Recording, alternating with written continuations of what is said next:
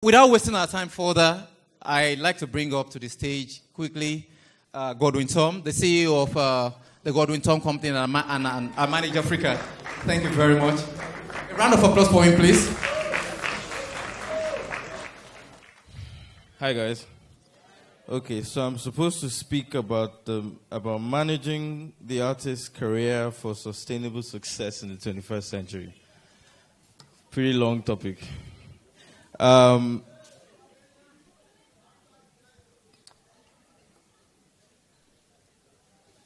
Sir, do you mind telling me what a manager does? Sorry? He coordinates the business.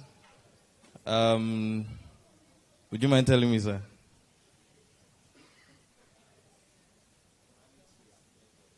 He manages the affair.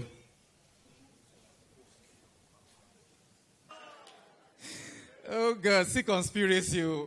So without wasting our time further, I'd like to bring up to the stage quickly GodwinTom, the CEO of the GodwinTom company and our manager Africa.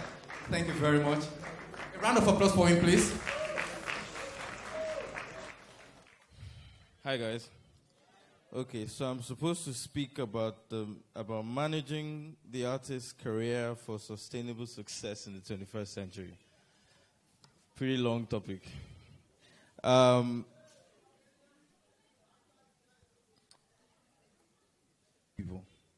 I'm going to focus on the role of the person who's actually responsible for steering the ship, which in our market is now known as the business manager.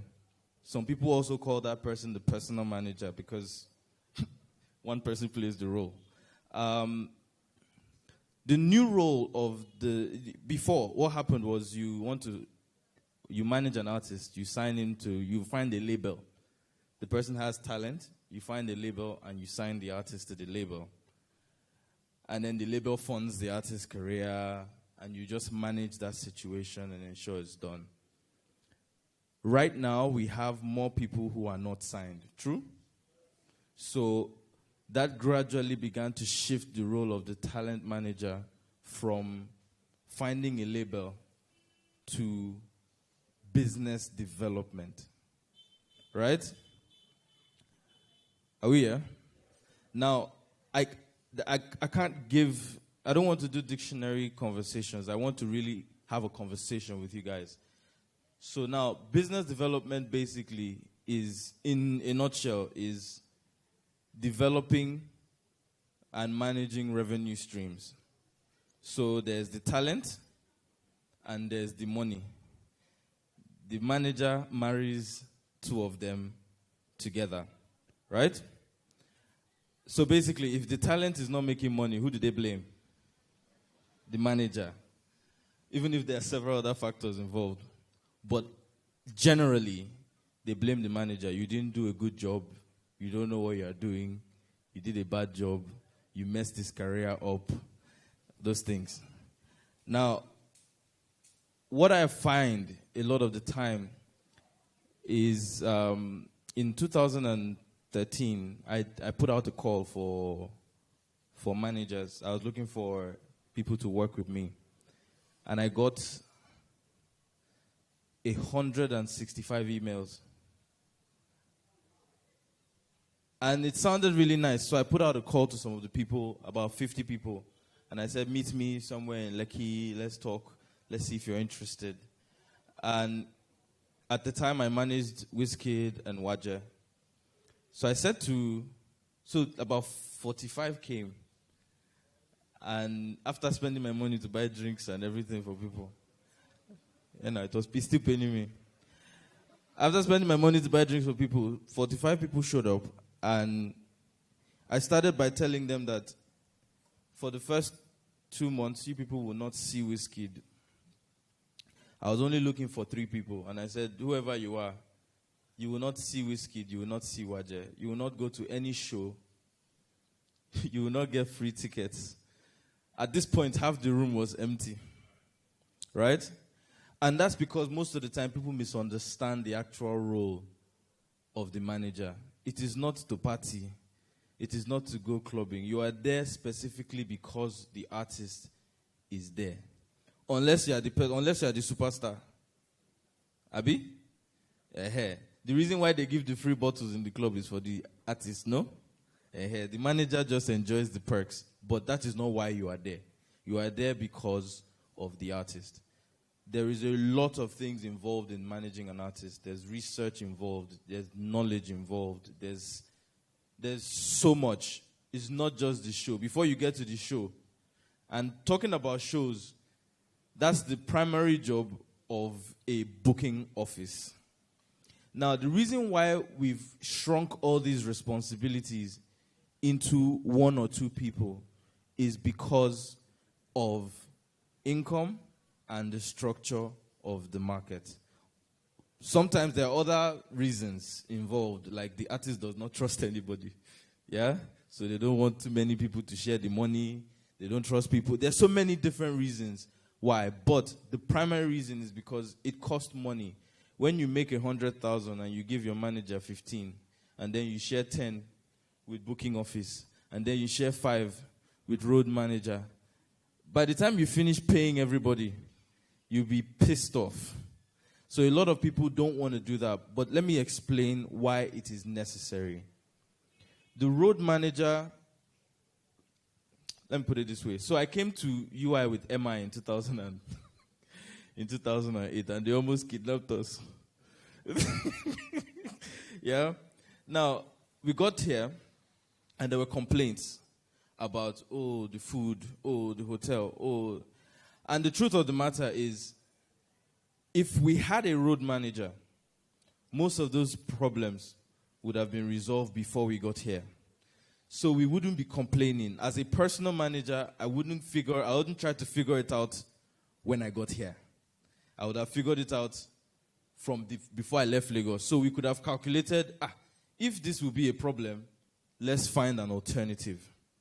That's what the road manager does. He prepares you and prepares where you are going to so that it is conducive for the artist to go to. Right? Now, there's the person who does the business, who's responsible for the money. Right? And that's the person who goes to the meetings, negotiates the deals, finds the business, and brings it to the artist. Now, if that same person who's sitting in meetings all day is the same person following you to shows all night, will he be productive?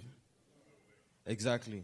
So you need to understand that a lot of the time, when managers are not as efficient as they should be, is because they're doing 3 to 4 different jobs at the same time. Now that we've addressed our dilemma, does that change the fact that the manager still has to do his job? No, it doesn't. So what needs to happen is that there needs to be an understanding of the role you play. So if your role is to play the role of a business development person, what are the things business development people do? You go outside and find business. You develop business. Pretty straightforward, isn't it? Yeah? You develop business. You go out and look for opportunities for your artist. So your artist is a singer that has 200,000 followers, and half of that number lives in Ibadan. Right? So that means there's a chance that he could reach 100,000 people in Ibadan with somebody's product. So you look at that and you say, okay, who is trying to sell their products to young people who listen to this person? We go to that person and we say, look, Oga, we have 100,000 people from Ibadan that we can sell your product to. Give us money and we'll take your product to those people. This is just an example. It's not that, it's a little more complex than that, but yeah, basically, the idea is you connect the artist through his market to the money. That's the primary role. You find business. You look for the abilities of the artist, and then you find corresponding opportunities for that ability, and you marry it and make money for the artist. Now, talking about social media, because there's no time, I have to rush through this thing. Talking about social media, there are a lot of mistakes that managers make when they have conversations, because right now, companies are increasing their budgets on social media. Everybody wants to do, every company is on Facebook, almost every company is on Twitter, and there are many companies on Instagram. So that means there is an opportunity, that in itself created an opportunity for artists who are popular to make money. Social media generally bases on popularity of people. Yeah? So that's why you have people that twerk and have, you know them now, you follow, you check, like.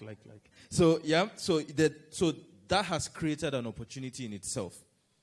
Now, there's something I need to explain with regards to how this thing can work. How many people know how many people follow Wizkid? On Instagram. He hit 1.7 this last week. Yeah? Can how many people tell me how many comments he gets? Huh? But average. 10,000 comments. Are we looking at the same page? Okay. Do we know how many likes he gets? 20,000, 27,000. But he has 1.7 million. Now, what this basically means is that of his total number, and you can check this with any artist, of the total number they engage, the top number they engage is 5%. So 5% are the people who actually talk to you. The rest could just, Wizzy, I like Wizzy, follow. And then they're not on Instagram for another 2 months. Some people don't have data. Some people are too busy. Some people don't care. They just want to know. Then there are media people. And then there are the ones where you travel somewhere and people follow you. You understand? Like when Waje went to Tanzania, we came back with 40,000 followers. And when she posted, we were just, all I was saying, Asante Sana, Asante. Yeah. So these are, you can see that just because you have a certain number of people does not necessarily mean that you are reaching that amount of people. People now look at your engagement. And your engagement is what you can use to sell. And that's the mistake people make. Somebody goes and says, I have 1 million people, I have 200,000 people, I have 300,000 people. And the company social media team is looking at how many people are liking your page, while you are looking at how many people are following you. Remember when Instagram did the purge? Yeah, some people fell our hand. Yeah? We realized people were buying followers, and that's the reality of the situation that we're in. We're too focused. We're making a mistake focusing on the numbers as opposed to the efficiency or what you can get from it. Now, I'm going to tell you a small story. So, Waja's on The Voice, right? And she did a campaign for Mother's Day. I don't know, well, it was popular in Lagos, where Waja and Baileys gave 500,000 to 10 people to reward their mothers. So that's 5 million naira. Now, when we started that conversation, it wasn't based on, she has XYZ amount of followers. It was based on her engagement. And I'm going to take you through a few of our activities that have led to this. The reason why I'm bringing this up is I can only tell you things that I do. Do you understand? Every business, if Uncle Ife tells you his strategy now, some of your heads might blow. Do you understand? And the reality of the situation is everybody has a peculiar way that they engage their activities. Now, when in December we did a Christmas giveaway for Waja, right? And I'm saying this so you can, for people who are interested in going into the business of management, you need to understand that it is not just booking shows and taking calls and following the artist to events. It's more than that. It's about building a business. So we wanted to launch our website, and we needed to find a way to do it. So we decided, you know what? We have some partnerships with some companies. We have some money. Let's give Christmas gifts to 10 people. So we announced, tell Waje what you want for Christmas. We got over 100,000 impressions. Do you guys know what impressions are? People that visited the site. Over 100,000 impressions in 4 days. And we got 2,600 emails in 4 days.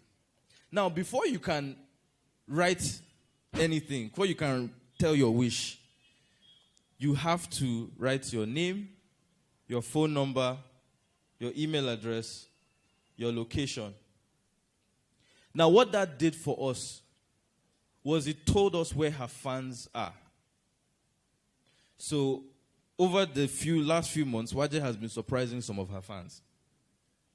Now, it's that value that you develop from strategic activity that will help you make money. So, if I want to do a wine tasting in Enugu today, I know 500 Waje fans that I can bring into one place. Not know them in terms of randomly call them. Know them in terms of I have their phone numbers. We've spoken to them. We interact. We know who they are. We know where they live. We interact. Now, what's the value of that information? These people become your lifetime fans. These people become people who care, who feel like you care. It's not social media anymore.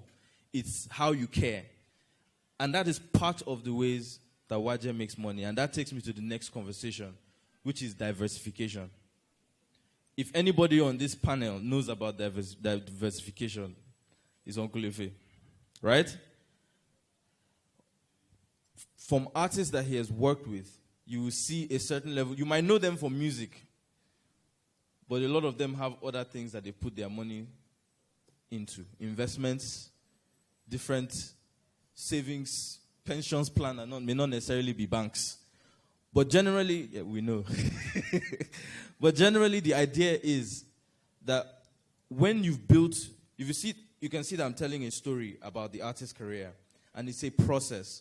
When you've become a manager and you've built a reputation with the artist and you've managed this artist's career to a point where they can start making money, so you've developed the artist to the point where business is coming in and you're making money, then you start taking advantage of that popularity that they have to develop more money. And then when you've made more money, you need to now figure out a way to sustain that money, because the artist will not continue to sing forever. So you want to find new business opportunities. What is the artist's hobby, or what are their hobbies? What are the things that they're good at other than music? What other things are they interested in? And you can start exploring financial opportunities from those things to increase their opportunities. So the older they get and the less they perform, the more they're making money nonetheless. A very good example is our daddy KSA. When we were trying to feature him, and we chased him, it's hard. We chased him and chased him and chased him and chased. One day I just got angry. I said, Waje, enter car. That's how we drove to Ondo State to look for daddy. That's serious. And upon arriving, we realized that he wasn't shunning us. He's actually a very busy man. He has several businesses. So even if he still performs, he doesn't perform as often as he used to when he was younger, but he's still as busy because he's still occupying himself, and he created more investments and opportunities for himself. So that's another thing that you want to focus on doing for your artist. If you notice, I have not said anything about me.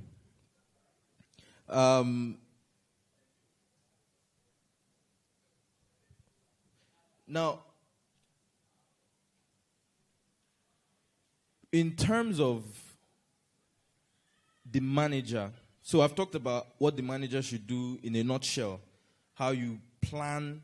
It's not you don't give a 1-year plan to an artist. You don't give a 6-month plan. Even if you give a 6-month plan so that the artist can understand it, you want to ensure that you have a long-term plan. So I'm going to start talking about the manager now. Contracts. Yeah?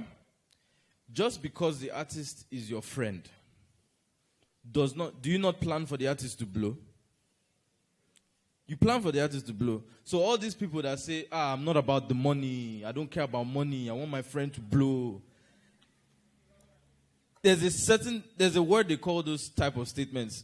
And am I allowed to say bullshit? Sorry, I said it. So you need to understand that as much as you care about the person, right? You don't know the person. You don't know the person. Circumstances change. People change. So the way he was when you people were drinking Gary is not how he's going to be when he's driving a Bentley. Right? And there's nothing wrong with it. It's just that you get upset because you didn't protect yourself. So here's the situation. I'll explain it this way for people who are interested in being managers.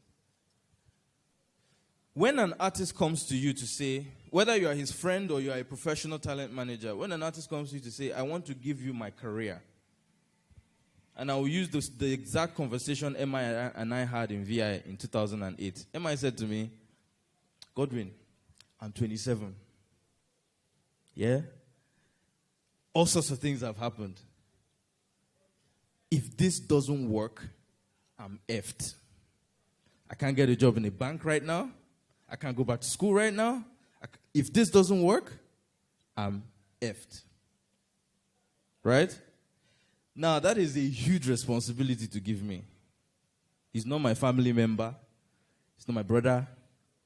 We didn't know each other until that time. So when an artist comes to you and gives you that responsibility, that's their life. I don't know how lightly you take it, but that's a big deal to someone like me. Because if you fail, it's my fault. You're saying, figure it out. I trust you. So the time, let's say you make the artist blow to level A. I need you to understand that the artist will start hanging around with level B artists. And then he's going to see how level B managers treat their artists. Right? And then he's going to demand for that. Not because he doesn't like you, but because he wants to be level B. So you need to consistently grow and develop yourself as a manager.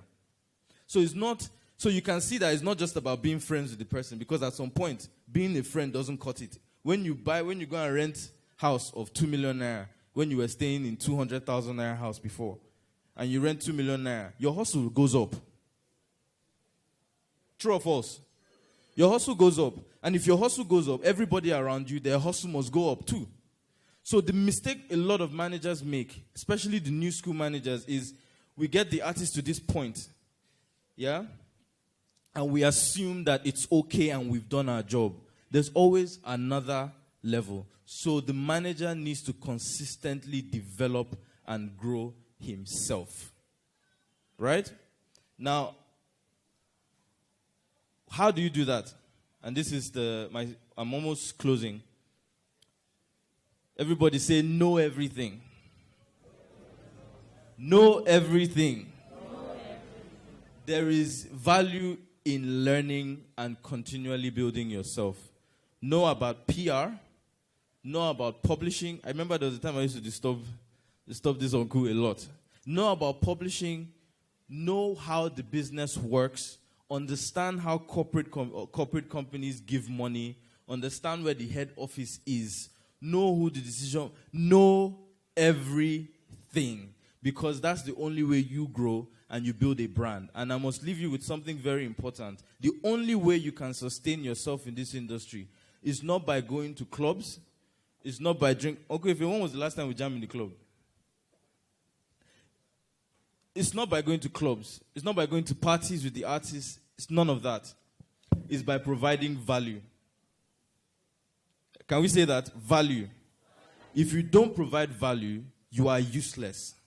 The manager who is playing video game with the artist at 2 o'clock in the afternoon, when the artist is hungry, who will he send to buy food? It's the manager, because the artist can't go and buy it now. You send the manager. Why? Because at 2 o'clock you should be finding business, not playing video game. So always create value, and that's the most important thing of all of these things. And the way you will do that is to continue to build yourself. Thanks. Love you, love you, love you.